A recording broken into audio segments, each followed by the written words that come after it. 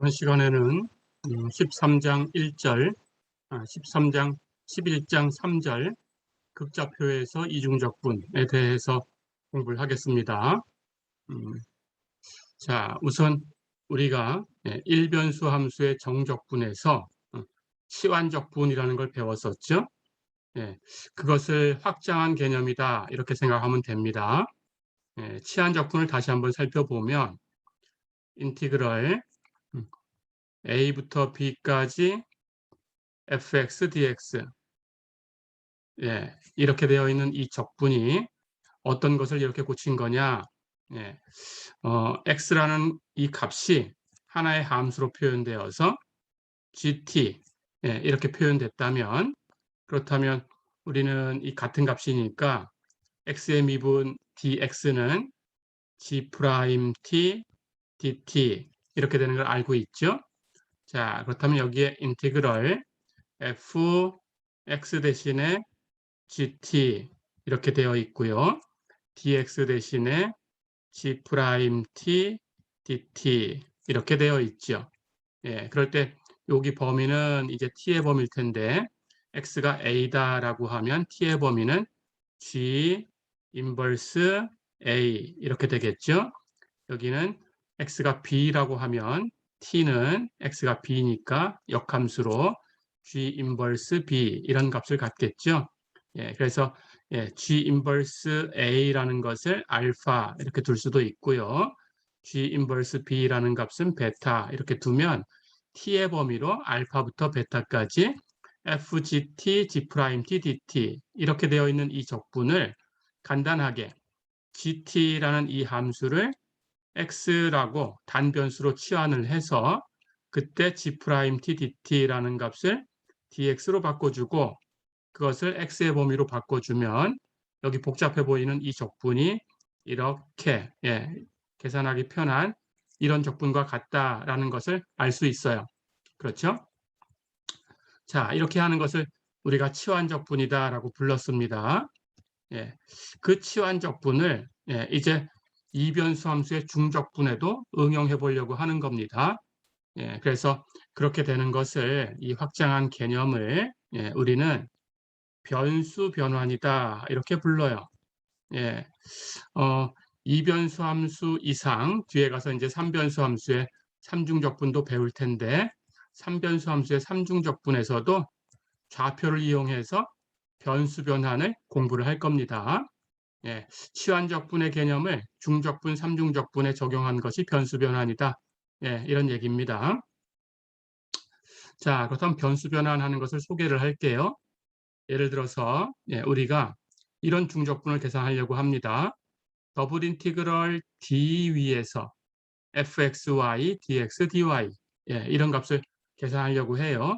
그럴 때 이번에는 거꾸로 좌표를 바꿔서 이 적분을 바꿔서 계산하려고 해요. 자, 그럴 때 이 중적분이 무엇과 같은가? 더블 인티그럴 s 위에서 이제 범위가 바뀌었죠. 여기 t의 범위, x의 범위 이렇게 바뀌듯이 적분 영역이 바뀐 겁니다. 그래서 더블 인티그럴 s 위에서 f xub, yub 이렇게 대입을 하고요. 여기 x 대신에 gt를 대입했듯이 여기도 똑같이 대입한 겁니다. 바꿔준 거. 그리고 자코비안의 절대값, 그리고 변수를 u와 b로 du, dv 이렇게 바꾼 거예요. 그러니까 여기에 있는 g't 하는 이 역할을 여기에 자코비안의 절대값이라는 이 값이 역할을 하는 겁니다. 이것에 대해서 소개를 할게요. 자, 이렇게 두 개의 중적분이 같다라는 것을 우리가 변수 변환이다 이렇게 부를 텐데 이제 이걸 설명하겠습니다.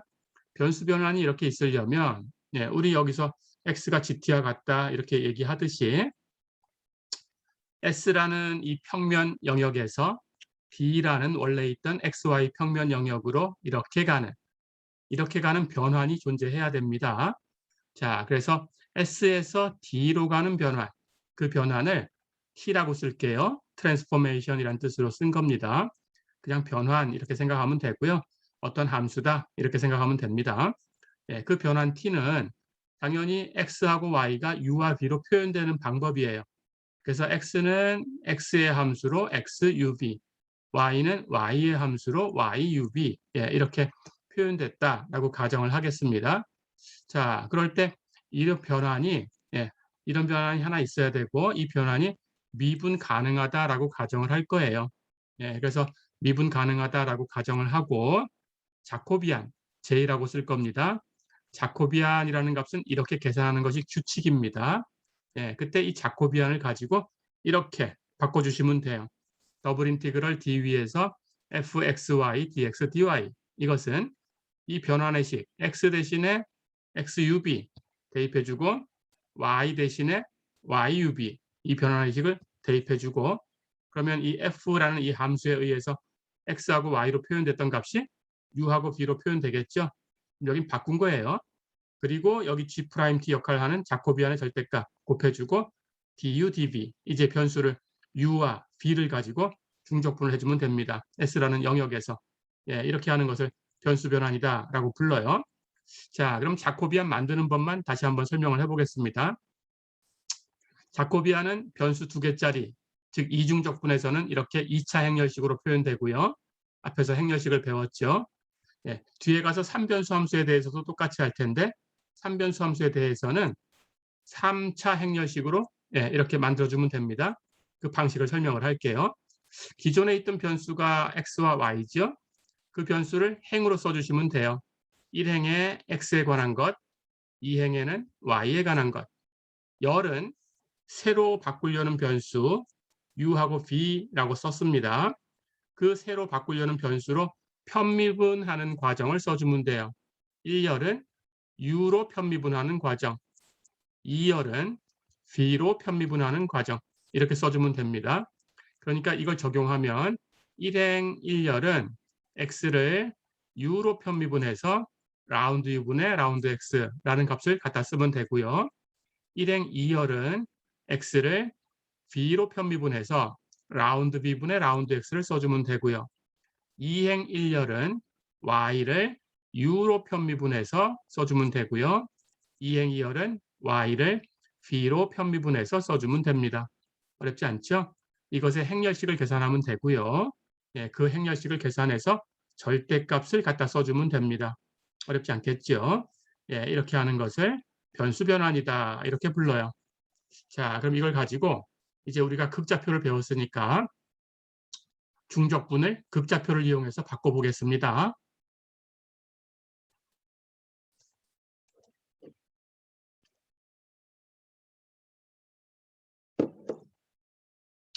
자, 우리가 앞에서 극좌표라는 걸 배웠는데 극좌표하고 직교좌표 사이의 관계를 알고 있죠. 식으로 쓰면 x는 r 코사인 세타가 되고 y는 r 사인 세타였죠. 그렇죠?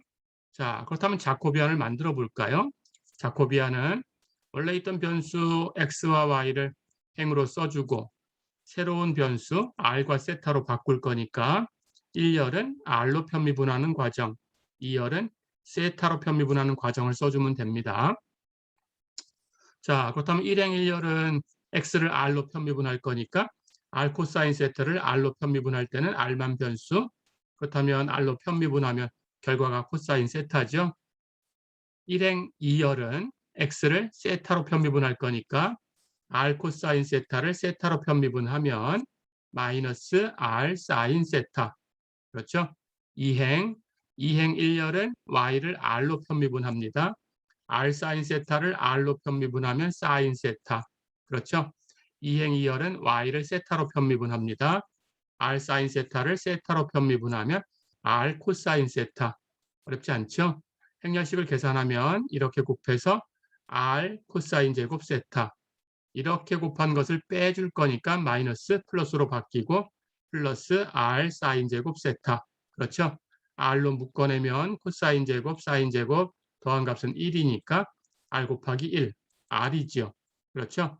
자, 그렇다면 자코비안이 r이니까 우리 자코비안의 절대값을 계산해야 됩니다. 그럼 r의 절대값이에요. 그렇죠? 그래서 여기서는 가정을 합니다. r이 0보다 큰 값이 되도록 세타의 범위를 선택을 해주는 거예요. 자, 그렇게 선택을 하면 r이 0보다 크게 선택을 했으니까 절대값은 r이죠.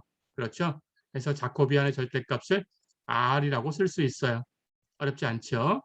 예, 그렇게 한다라는 것은 우리가 극좌표에서 배웠습니다.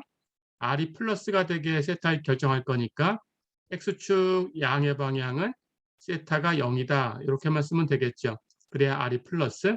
세타가 0일 때 R이 마이너스면 X축 음의 방향으로 가요. 그렇죠?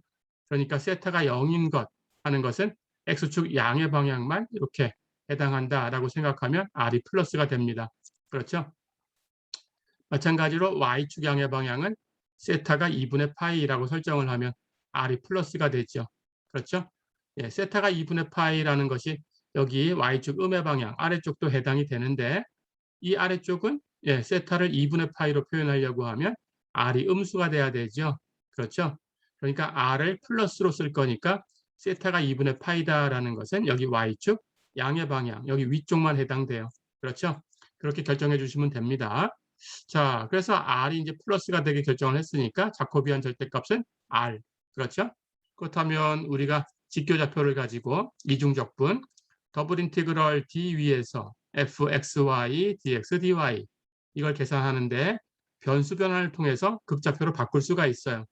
그렇다면 r과 세타의 범위, 이 s라는 영역이 바뀔 거고요. 그렇죠? r과 세타로 결정하면 됩니다.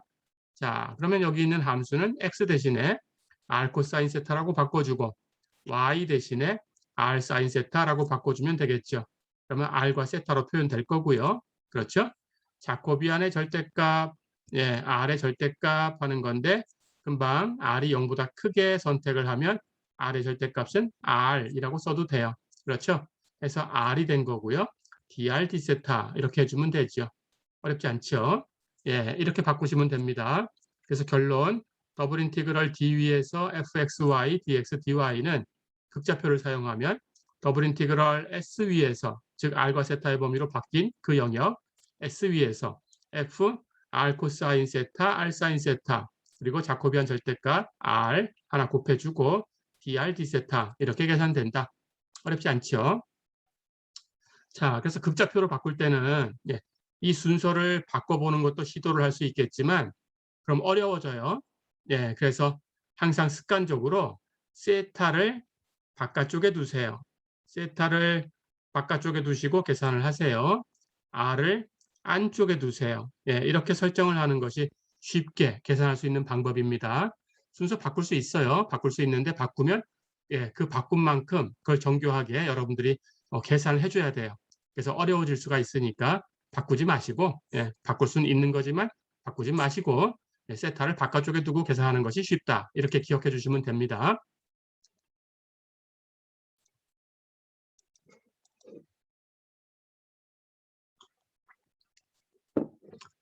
자, 그렇다면 이제 영역 설정이 어떻게 되는 건지 설명을 하겠습니다.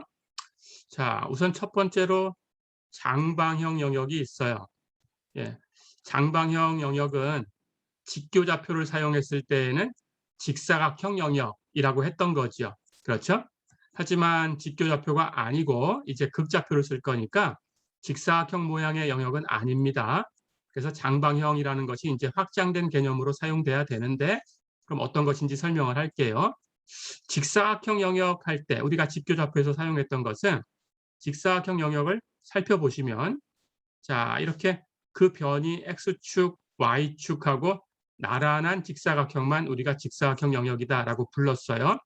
자 그렇다면 여기 x의 범위가 a부터 b까지, y의 범위가 c부터 d까지 이렇게 주어졌다면 이 직사각형 영역의 둘레는 경계는 이쪽 위는 y는 d라는 그런 직선이고 아래쪽은 y는 c라는 직선이고 여기 왼쪽은 x는 a라는 직선이고 여기 오른쪽은 x는 b라는 직선이죠.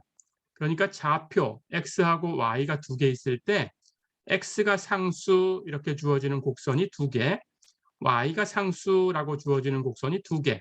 이렇게 된 것에 의해서 둘러싸인 것이 장방형이다라는 걸 생각하시면 돼요. 그래서 직교좌표에서 장방형 하는 것은 이렇게 직사각형 영역입니다. 그렇죠? 자, 그러니까 이것을 흉내내시면 돼요. 그래서 극좌표를 가지고 했을 때 장방형이라는 것은 극좌표 이렇게 되는 것의 모양은 당연히 극좌표라는 것은 R과 세타 이렇게 두 개가 있어요. 그렇죠? 그러니까 R은 상수 두 개, 세타는 상수 두 개 이렇게 생각하면 돼요. 그래서 R은 R1이라는 곡선하고 R은 R2라는 곡선. 이렇게 R은 상수가 두 개, 세타는 알파하고 세타는 베타 이렇게 세타는 상수가 두 개. 이걸로 둘러싸인 영역이다라고 생각하면 됩니다. 자, 그래서 우리가 앞에서 극좌표 배울 때 배웠어요. 그렇죠? R은 상수라고 주어지는 것은 여기 R1이 R2보다 작다라고 가정을 해볼게요. R은 상수라는 곡선은 원점을 중심으로 갖는 원이죠. 자, 그러니까 원점을 중심으로 갖는 원이 두 개예요. 여기 R1이라고 할까요? 바깥쪽에 큰 원을 이렇게 여기를 R2라고 할까요? 이렇게 되어 있죠. 이 원 두 개에 의해서 둘러싸인 영역이다라고 하니까 이 두 원의 안쪽입니다. 그렇죠? 그리고 세타는 알파, 세타는 베타. 역시 알파를 베타보다는 작은 값이라고 할까요? 그렇다면 세타는 알파, 뭐 이 정도 각을 알파라는 각이라고 할까요? 세타는 베타, 이 정도 각을 베타라고 할까요? 이렇게. 자, 그렇다면 세타는 알파와 세타는 베타 사이에 있는 것은 이 두 직선 사이에 있는 거죠. 그렇죠? R을 0보다 크게끔 할 거니까 알파와 베타는 이쪽 이렇게 반직선만 됩니다. 반대쪽으로 갈 수 있는데 원래 극좌표에서는 반대쪽으로 가면 R이 마이너스로 바뀌어야 되죠. 그렇죠? 그래서 R이 플러스인 것만 가지고 얘기를 합니다. 그렇다면 세타는 상수 두 개 그 사이에 있고 R은 상수 두 개 사이에 있으려면 이런 영역이죠. 그렇죠? 그래서 이렇게 생긴 영역은 장방형이다. 이렇게 생각해 주시면 돼요. 어렵지 않죠? 자, 그렇다면 이 장방형을 확장할 수 있습니다. 이 부채꼴 모양이 점점 넓어질 수도 있죠. 그렇죠? 그렇다면 이렇게 넓어질 수 있어요. 그러니까 모양이 이렇게 생겨도 장방형. 그렇죠? 이만큼을 다 가지고 있어도 장방형. 그렇죠? 그렇다면 이 두 개의 원 사이에 있어도 장방형. 그렇죠? 그리고 안쪽에 있는 원은 점점 반지름이 작아져서 한 점으로 가도 됩니다. 그렇다면 우리 앞에서 배운 것처럼 원점을 중심으로 갖는 그런 원 안에 있는 영역, 원판 전체도 장방형이 되겠죠. 그렇죠? 이렇게 이런 것들이 전부 장방형이 된다라고 생각하면 돼요. 그렇죠? 이렇게 생긴 영역들은 전부 장방형이다. 자, 그렇다면 이런 장방형은 R이 바깥쪽에 있든지 안쪽에 있든지 관계없이 R도 상수 범위가 세타도 상수 이렇게 주어져요. 그리고 순서를 바꿔도 마찬가지. 그래서 이건 어려운 게 없어요. 하지만 일반 영역일 때는 R이 바깥쪽으로 가려고 하면 굉장히 어려워질 수 있습니다. 그래서 세타를 바깥쪽에 놓고 계산하는 버릇을 들이면 되겠어요. 어렵지 않죠? 이렇게. 자, 그럼 장방형에 대해서는 우선 봤고요. 장방형이면 그냥 전부 상수 범위로 주면 됩니다. 해서 이런 범위다 그러면 인티그럴 dr 해주고 r은 r1부터 r2까지 인티그럴 d세타 해주고 세타는 알파부터 베타까지 이렇게 그리고 f라는 함수 여기 r과 세타로 바꿔서 이렇게 갖다 주시고 거기다가 자코비안 절대값 r 곱해주시고 그리고 이 적분을 안쪽부터 해서 계산해 주시면 돼요. 됐죠? 자, 그렇다면 장방형은 어려운 게 없고요. 칠판 지우고 다시 한번 얘기해 보겠습니다. 두 번째, 일반 영역. 자, 일반 영역도 앞에서 우리가 직교좌표에서 얘기했던 것처럼 똑같이 하시면 돼요. 그래서 그 일반 영역을 둘러싸고 있는 가장 작은 장방형을 주고 거기서 대문자 f라는 함수를 적분한 거다라고 생각해 주시면 됩니다. 그런데 그 결과만 이제 설명을 할게요. 자, 그래서 일반 영역이 주어져 있다라고 하면 여기 일반적으로 이렇게 장방형이 아닌 극좌표에서 장방형이 아닌 일반 영역이 이렇게 주어졌어요. 자, 그럴 때 이 영역을 D라고 하면 그때 이 일반 영역을 포함하는 가장 작은 극좌표에서의 장방형을 선택해줘요. 자, 그렇다면 여기 세타는 얼마라는 각을 이렇게 멀리서 이렇게 이쪽을 향해서 접근시키다가 이렇게 어딘가에서 컨택 포인트가 생기면 멈추면 돼요. 자, 그럴 때 이 범위를 우리가 알파라고 하고 마찬가지 이쪽에서 이렇게 다가오다가 이쪽으로 이렇게 컨택 포인트가 생기면 멈추면 돼요. 그때 이 각을 베타라고 할까요? 자, 그리고 마찬가지로 R은 R1이라는 그 원은 원점을 중심으로 갖는 원이니까 이렇게 원점을 중심으로 갖는 원을 이렇게 작게 잡으면 이것하고 떨어져 있죠. 그렇죠? 그 원의 반지름을 점점 크게 하다가 이렇게 여기 컨택 포인트가 생기는 순간이 있을 겁니다. 그렇죠? 멈추면 돼요. 그때 이 원의 반지름을 R1. 그리고 역시 저 바깥쪽에서 이렇게 다가오다가 이쪽으로 이렇게 컨택 포인트가 생기면 이렇게 멈추면 됩니다. 그때 E1, E1의 반지름을 R2 이렇게. 그러면 이 일반 영역을 포함하는 가장 작은 장방형은 이렇게 생긴 거죠. 그렇죠? 요만큼이죠. 요만큼. 그렇죠? 이렇게 좀 진하게 그렸는데 보이나요? 이렇게 진하게 한번 그려보겠습니다. 이렇게 하면 이제 눈에 띄게 보이죠? 이렇게. 이게 이 일반 영역을 포함하는 가장 작은 장방형이에요. 그렇죠? 자, 그럴 때 세타를 바깥쪽에 두면 세타는 알파부터 베타까지, 그렇죠? 세타는 알파부터 베타까지 그대로 상수 범위로 정해주시면 되고요. 이렇게 상수 범위 이렇게 정해주시면 됩니다. 안쪽은 R을 둘 텐데 R은 이제 함수 범위가 되겠죠. 그런데 역시 안쪽에 있으니까 R이 증가하는 방향의 화살표를 그리셔야 돼요. 근데 R이 증가하는 방향이라는 것은 당연히 지금 R을 0보다 큰 값으로 이렇게 주었으니까 R이라는 것은 원점에서 떨어져 있는 거리죠. 그렇죠? 그러니까 R이 가장 작을 땐 0이에요. 그건 원점이죠. 그렇죠? 그러니까 R은 항상 원점에서 멀어지는 방향으로 증가하겠죠. 그렇죠? 원점에서 멀어지는 방향을 바깥쪽이다 이렇게 얘기를 해볼까요? 그렇다면 원점에서 바깥쪽으로 멀어지고 있어요. 그렇죠? 자, 그럼 여기 원점이 있습니다. 원점에서 바깥쪽으로 이렇게 R이 증가하는 방향의 화살표를 그려요. 자, 그럴 때 이 화살표가 가장 먼저 이 영역을 뚫고 들어가는 부분이 있습니다. 가장 나중에 뚫고 나오는 부분이 있죠. 그렇죠? 그걸 표시하시면 돼요. 그리고 이 영역 전체에서 R이 증가하는 방향 화살표를 움직입니다.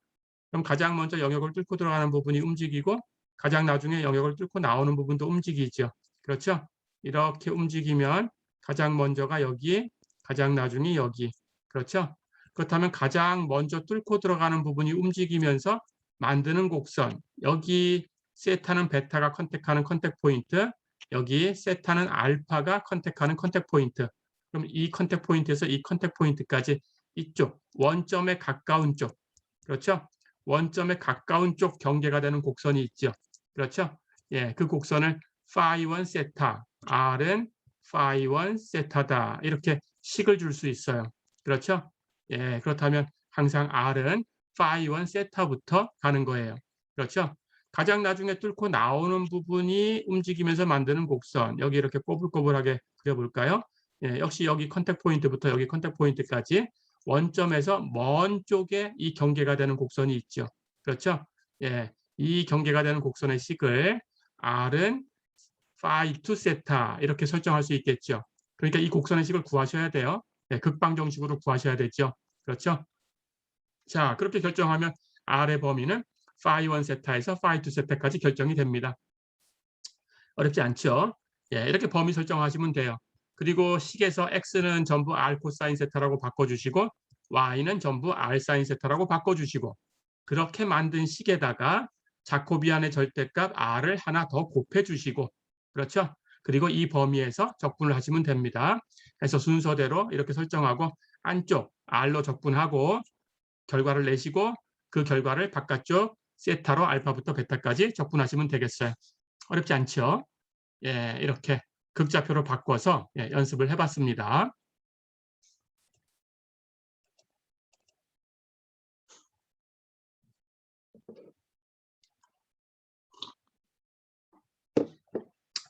자, 그러면 예제를 하나 풀어볼게요. 예제 1번 볼까요? 원 x제곱 플러스 y제곱은 1과 x제곱 플러스 y제곱은 4 두 개의 원으로 둘러싸인 영역에 x축 위쪽에 있는 영역을 R이라고 하자. 그럴 때 더블 인티그럴 R 위에서 3x 플러스 4y제곱 dA를 계산해라 그랬어요. 자, 이 영역을 한번 그려볼까요? 네, 이 영역을 그려보면 x제곱 플러스 y제곱은 1 하는 것은 원점을 중심으로 갖고 반지름 1이 되는 원이죠. 그렇죠? x제곱 플러스 y제곱은 4 하는 것은 원점을 중심으로 갖고 반지름이 2가 되는 원이죠. 그렇죠? 그 원 사이에 있는 영역 중에서 x축 위쪽이다라고 했으니까 여기 위에 여기 반 이것만 r이라는 영역이 되죠. 그렇죠? 근데 이 영역은 조금 전에 봤듯이 장방형이지요. 그렇죠? 그러니까 상수 상수로 결정하면 됩니다. 자, 그렇다면 장방형이니까 세타는 가장 작을 때가 x축 양의 방향에 여기 점이 있네요. 그렇죠? 예, 세타는 0입니다. 여기 y축 양의 방향에도 점이 있죠. 이 빗금친 부분 안에는 여기 있는 점들은 세타가 2분의 파이가 되는 점들이 있죠. 그리고 가장 큰 값은 여기 x축 음의 방향에 있죠. 그런데 r이 0보다 크게끔 설정할 거니까 이 음의 방향에 있는 값은 세타가 파이로 표현돼야 되죠. 그렇죠? 예, 만약에 세타를 0으로 표현할 수도 있지만 극좌표에서 세타를 0으로 표현했다면 r이 마이너스가 되게끔 설정이 되겠죠. 그렇죠? 근데 우리는 r이 플러스가 되게끔 설정할 거니까 이렇게 설정 안 한다라는 거예요. 그렇죠? 그래서 r이 0보다 크게 설정할 거니까 세타는 파이다. 그렇죠? 그렇다면 세타는 0부터 파이까지 이렇게 움직입니다. 세타라는 각은 원점에서 이렇게 시작하는 이 선분으로 이렇게 세타가 결정되죠. 그렇죠? 0부터 이렇게 증가해 가면서 여기 파이까지 해서 이 범위는 세타는 바깥쪽에 0부터 파이까지 설정하시면 돼요. 됐죠? 일반 영역인 것처럼 R이 증가하는 방향의 화살표를 그려보면 원점에서 이렇게 바깥쪽으로 R이 증가하는 방향으로 화살표를 그릴 수 있죠. 그렇죠? 가장 먼저 뚫고 들어가는 부분은 이 안쪽 원에서 뚫고 들어가요. 그렇죠? 가장 먼저 뚫고 들어가는 부분이 이렇게 움직이면서 만드는 곡선이 바로 안쪽 원이죠. 그런데 이 안쪽 원은 원점을 중심으로 갖고 반지름 1인 그런 원이니까 이 원의 식은 바로 R은 1이죠. 그렇죠? 그래서 일반 영역인 것처럼 해도 역시 상수가 나옵니다. 근데 장방형이다라는 걸 알면 그냥 바로 상수로 쓰면 돼요. 그래서 R은 1부터. 그렇죠? 가장 나중에 이 화살표가 뚫고 나가는 부분이 여기 바깥쪽에 있는 원이죠. 그렇죠? 예, 그 바깥쪽에 있는 이 점들이 움직이면서 만드는 이 바깥쪽의 원의 식이 바로 원점을 중심으로 갖고 반지름 2가 되는 원이니까 극방 정식은 R은 2가 되겠어요. 그렇죠? 그래서 R은 2까지. 어렵지 않죠? 해서 안쪽에 dr 놓으시면 되고요. 그 다음 잊어버리면 안 되는 거 자코비안의 절대값 r은 하나 따로 곱해주셔야 되고요. 그렇죠? 이제 적분할 함수를 바꿉니다. 3x x 대신에 r 코사인 세타 그렇죠? 4y제곱 y 대신에 r 사인 세타 쓸 텐데 제곱했으니까 r제곱 사인 제곱 세타 그렇죠? 예, 다 됐죠? 자, 그렇다면 이제 이 설정이 끝났으니까 이 두 개의 적분을 계산만 해주면 돼요. 그렇죠? 예, 계산해 볼까요? 자, 그렇다면 여기 안쪽에 r로 먼저 적분을 합니다. 여기 r이 하나 곱해져야 되니까 여긴 3r 제곱. 그렇죠? 코사인 세타는 r로 적분하니까 상수. 그래서 3r 제곱을 적분하면 r 3승. 코사인 세타는 그냥 곱하면 되고. 그렇죠? 플러스. 여기도 r이 하나 곱해져야 되니까 4r 3승. 4r 3승을 적분하면 r의 4승. 사인 제곱 세타는 r로 적분할 땐 상수 역할. 그럼 그냥 곱하면 돼요. 사인 제곱 세타. 그렇죠? 원시함수를 계산했어요. 자, 그러면 r의 범위 1부터 2까지 대입하면 됩니다. r에다가 2 대입한 값에서 r에 1 대입한 값을 빼주면 되고 여기 r 3승 부분은 2 대입하면 8, 1 대입하면 1, 빼주면 7 해서 7 코사인 세타가 되고 r의 4승 부분은 2를 대입하면 4승에서 16, 1 대입하면 4승에서 1, 16에서 1 뺐으니까 15 해서 15 사인 제곱 세타로 계산이 됐죠. 다 됐죠.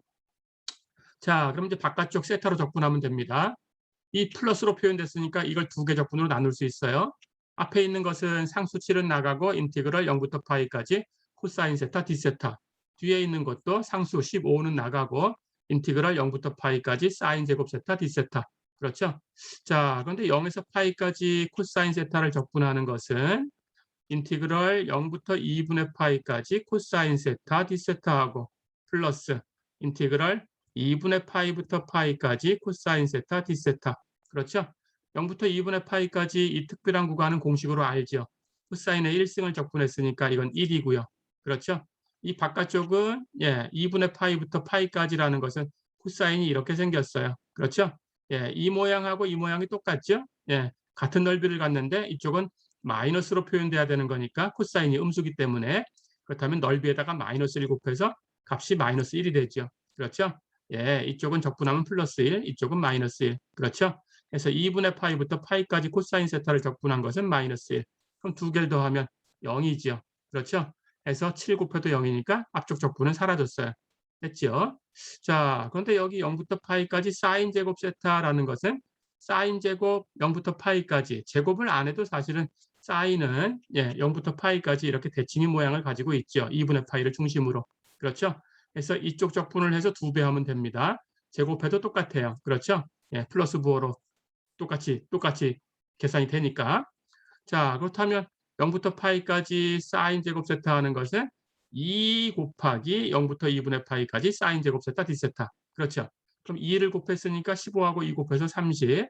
그리고 우리 계산할 적분은 0부터 2분의 파이까지 역시 특별한 구간에서 사인 제곱의 적분. 그렇죠? 이건 공식으로 역시 알지요. 그렇다면 여기 곱해진 30에다가 이 적분 공식을 쓰면 제곱의 적분이니까 2분의 1 곱하기 2분의 파이. 짝수니까 2분의 1 다음에는 2분의 파이 곱하고 끝낸다. 기억나죠? 예. 그렇다면 이제 다 곱하면 됩니다. 30 곱하기 적분 2분의 1 곱하기 2분의 파이. 예, 계산하면 2분의 15파이가 된다. 어렵지 않죠? 예, 이렇게 계산을 해봤습니다.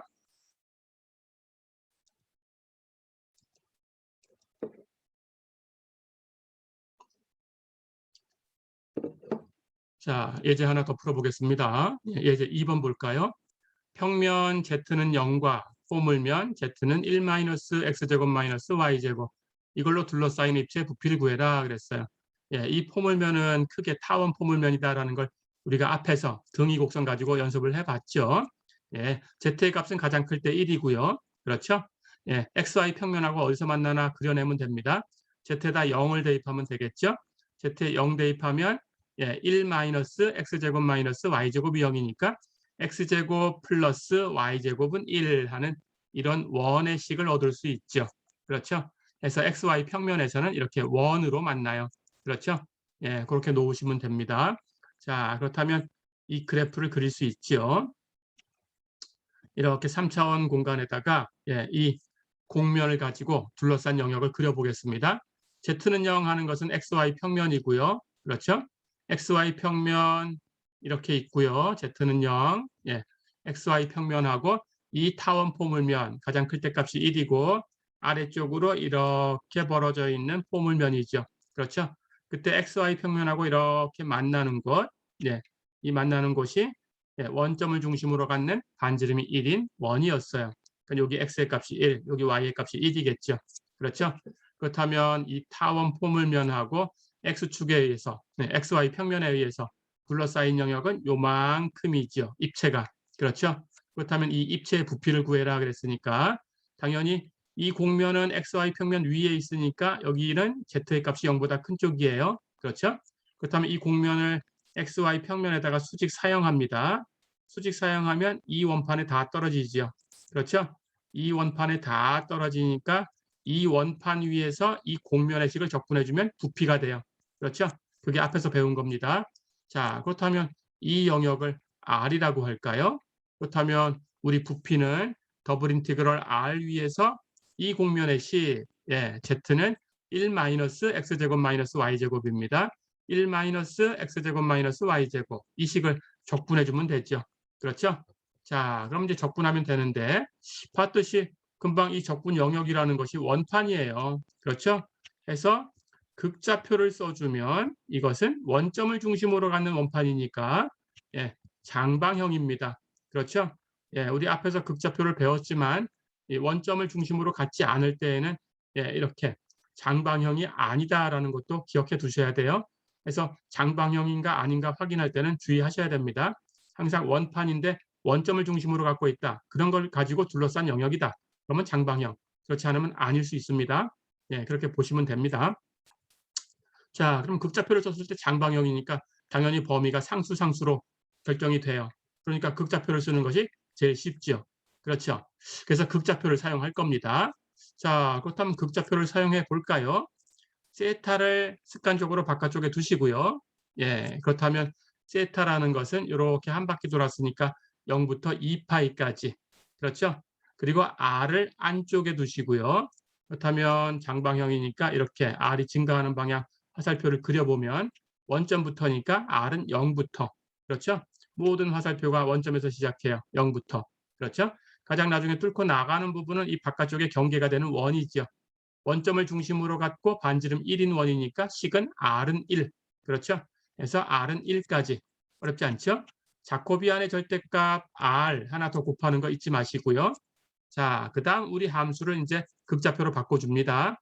1에서 x제곱 플러스 y제곱을 빼준 거죠. 1 마이너스 x제곱 플러스 y제곱. 그렇죠?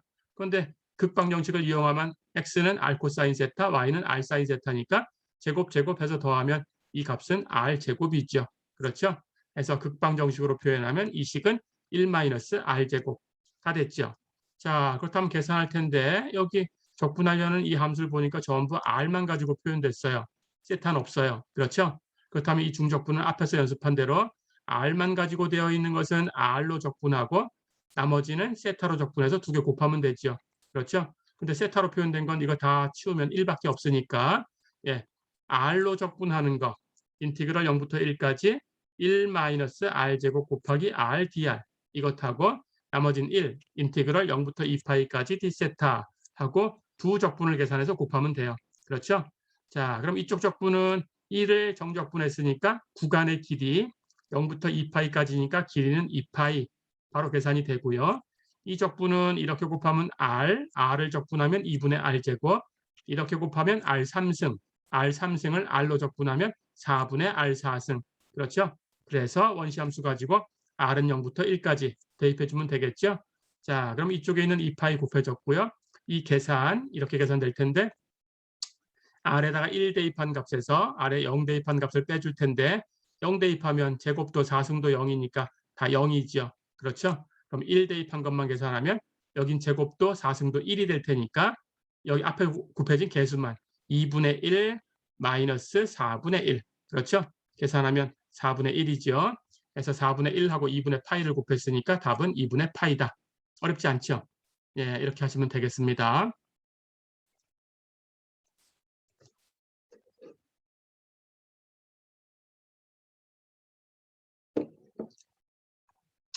자, 한 문제만 더 풀어보겠습니다. 예, 예제 3번 볼까요? xy 평면 z는 0, 이 위에 있고 포물면 z는 x제곱 플러스 y제곱의 아래쪽에 있고 원주면 x제곱 플러스 y제곱은 2x 이것의 안쪽에 있는 그 입체의 부피를 구해라 그랬어요. 자, 그럼 우선 우리가 이 영역을 그려내야 어떤 부피인가를 알 수 있습니다. 그래서 그림을 그리려고 하는데 여기 타원 포물면은 바로 그릴 수 있어요. 그렇죠? 그리고 XY 평면 바로 그릴 수 있어요. 어렵지 않습니다. 문제는 원주면이죠. 그렇죠? 근데 이 원주면 직교좌표를 가지고 식이 주어졌으니까 예, 우리가 중심과 반지름이 얼마인가를 계산해야 돼요. 우선은. 자, 그러면 x제곱 플러스 y제곱은 2x라는 원주면은 완전제곱으로 고쳐볼까요? 2x를 넘겨서 정리합니다.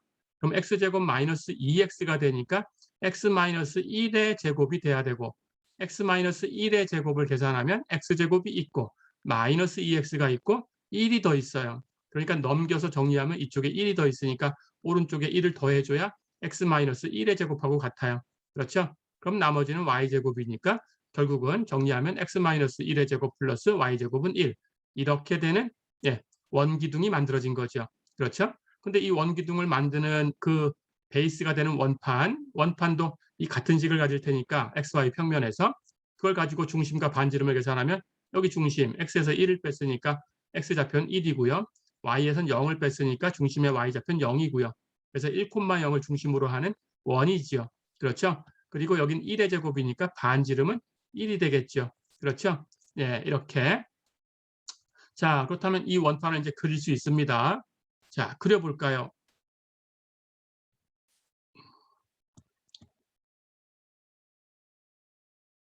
자, 그림을 그려보면 여기 이렇게 XY 평면에 이 베이스가 되는 원판을 하나 먼저 그립니다. 중심이 X좌표는 1이고요. y좌표는 0이니까 x축 상에 있어요. 그렇죠?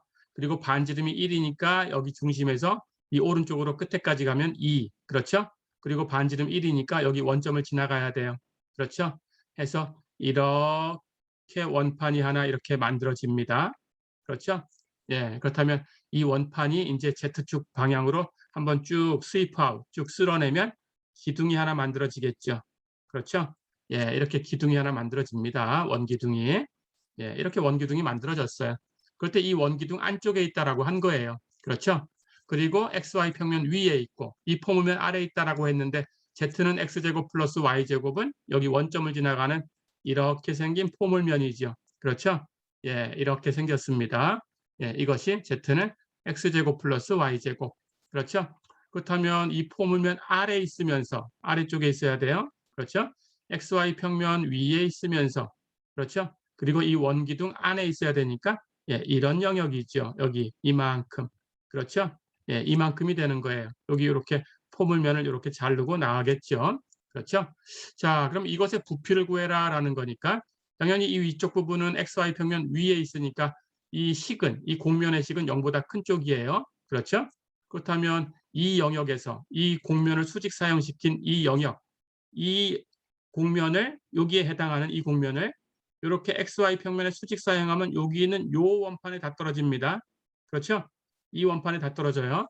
그렇다면 이 원판을 R이라고 하면 예, 적분은 우리가 더블 인티그럴 R 위에서 이런 계산으로 하는 적분이 되고요. 이것이 부피가 되겠죠.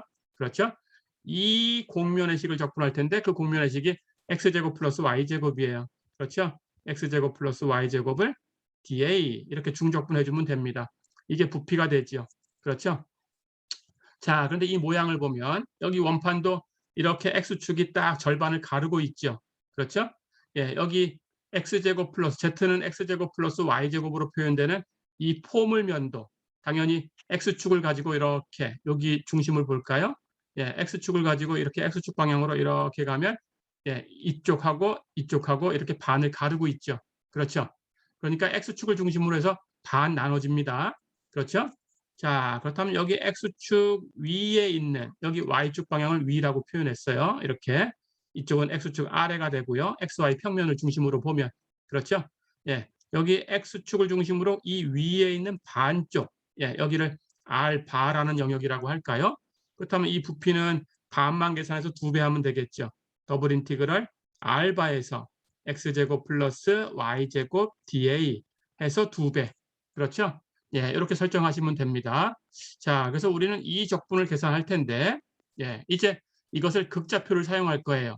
근데 이것은 여기 R 바라는 영역은 장방형이 아닙니다. 자, 그럼 적분 영역을 다시 한번 예, XY 평면에다가 그려볼게요. 칠판 지우겠습니다.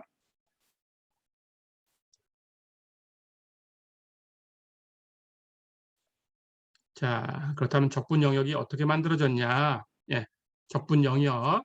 예, 여기 원판의 중심이 1이 있어요. 그렇죠? 원의 반지름이 1이니까 여기가 2고요. 원점을 지날 거고요. 여기 X축이고요. 여기 Y축. 그렇죠? 해서 이렇게 위에 있는 반원이죠. 그렇죠? 예, 요겁니다. 예. 그럴 때 이 원의 식이 지금 얘기한 것처럼 x제곱 플러스 y제곱은 2x 이렇게 되어 있는 원이지요. 그렇죠? 예, 여기가 이제 r바가 되는 거예요. 그렇죠? 자, 그럼 이제 극좌표를 써가지고 지금 적분을 계산하려고 하는 겁니다. 그렇다면 극좌표를 가지고 한번 계산을 해볼게요. 자, 그렇다면 이 곡선의 식도 극방정식이 필요해요. 그렇죠? 자, 그럼 이걸 극방정식으로 바꿉니다. 그런데 여기 원, x제곱 플러스 y제곱은 2x 이렇게 되어 있는 원의 식을 보면 극좌표를 쓴다라는 것은 x는 r 코사인 세타, y는 r 사인 세타 이렇게 바꿀 거니까 왼쪽에 있는 x제곱 플러스 y제곱은 r제곱하고 같죠. 그렇죠? 오른쪽에 2x가 있는데 2에다가 x는 r 코사인 세타하고 같죠. 그렇죠? 그렇다면 r제곱이 2r 코사인 세타하고 같은 거니까 r로 나눠주면 r은 남는 거 2 코사인 세타 이렇게 표현되는 식이죠. 그래서 이 원의 식은 r은 2 코사인 세타 이렇게 극방정식으로 표현될 수 있어요. 그렇죠? 자, 그렇다면 이걸 그려봅니다. 여기 세타에다가 0을 대입해 보세요. 코사인 0 1이니까 R의 값이 2가 되죠. R이 2인 곳 세타가 0일 때 여기죠. 그렇죠? 예, 여기부터 시작했고요. 코사인 세타로 표현됐으니까 세타가 2분의 파이가 되면 코사인 2분의 파이가 0이니까 R이 0이 되죠. R이 0 되는 것은 원점이 있죠. 그렇죠? 그래서 세타가 2분의 파이까지 움직여야 원점으로 오는 겁니다. 자, 그렇다면 세타라는 것은 0부터 그렇죠? 세타는 0부터 2분의 파이까지 움직여요. 바깥쪽에서. 그렇죠? 그래서 세타가 0일 때는 여기 이렇게 세타가 증가하면 이런 식으로 증가하다가 2분의 파이가 되면 원점으로 곡선이 이렇게 만들어지죠. 그렇죠? 자, 그래서 세타의 범위는 0부터 2분의 파이까지입니다. 그렇다면 우리 적분은 2배 알바에서 이 식을 적분한 건데 그렇죠? 바깥쪽에 세타를 두자 세타는 0부터 2분의 파이까지 됐죠? 안쪽에 R을 둘 겁니다. 그럼 R이 증가하는 방향으로 화살표를 그려요. 그렇죠? R이 증가하는 방향, 원점에서 바깥쪽 방향. 그렇죠? 모든 화살표가 원점에서 시작하고 있으니까 R은 0부터. 그렇죠? 가장 나중에 이 영역을 뚫고 나가는 부분은 여기지요. 이쪽 원이지요. 그렇죠? 예, 가장 나중에 뚫고 나가는 부분이 움직이면서 만드는 곡선이 이 원이에요. 이 원의 방정식은 R이 2 코사인 세타예요. 장방형이 아니죠? 그래서 R은 2 코사인 세타까지. 어렵지 않죠? 자, 그렇다면 이제 우리 적분할 함수를 가지고 옵니다. x제곱 플러스 y제곱 하는 걸 적분해야 되는데 x제곱 플러스 y제곱은 r제곱 바꿨고요. 그냥 끝나면 안 되고 자코비안 절대값을 하나 곱해서 적분을 해야 돼요. 자코비안 절대값 r을 하나 더 곱해준다. 다 됐죠? 자, 그럼 이제 안쪽 적분부터 계산하면 됩니다. 안쪽 r로 적분할 거니까 r의 3승이네요. 적분하면 4분의 r의 4승. r이 움직인 건 0부터 2 코사인 세타까지 움직였다. 그렇죠? 계산해주면 되고요. 예, 나머지 바깥쪽에 그 결과를 가지고 인티그럴 0부터 2분의 파이까지 t세타 그것의 전체 2배. 그렇죠? 다 됐죠? 예, r에다 0 대입하면 4승에도 0이니까 이 값은 0이고요. r에다가 2 코사인 세타 대입하면 4승하면 2의 4승은 16. 4하고 나눠줄 거니까 4분의 16은 4. 코사인 4승하면 코사인의 4승. 해서 4 코사인 4승. 계산한 것은 4 코사인 4승 세타다. 그렇죠? 앞에 2가 곱해져 있으니까 4하고 곱하면 8. 그리고 우리가 계산할 적분은 인티그럴 0부터 2분의 파이까지 해서 코사인 4승 세타 d세타. 어렵지 않죠? 이것은 공식이죠. 0부터 2분의 파이까지 특별한 구간에서 코사인의 4승을 적분한 거니까 4승에 맞게 계산해 주면 됩니다. 4승이니까 4분의 부터 갈 거고요. 분자는 항상 그거보다 작으니까 3. 그렇죠? 그 다음 분모가 2씩 떨어지면 돼요. 2분의 그 다음은 1. 2분의 1 다음에는 짝수니까 2분의 파이 곱하고 끝낸다는 거 잊지 마시고요. 그렇죠?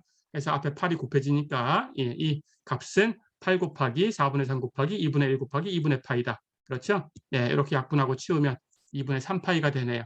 어렵지 않죠? 그래서 이 입체의 부피는 2분의 3파이다. 어려운 거 없었죠? 자, 이렇게 해서 이번 시간은 여기까지 공부를 해봤습니다. 다음 시간에는 이제 삼중적분으로 넘어가겠습니다. 수고했습니다.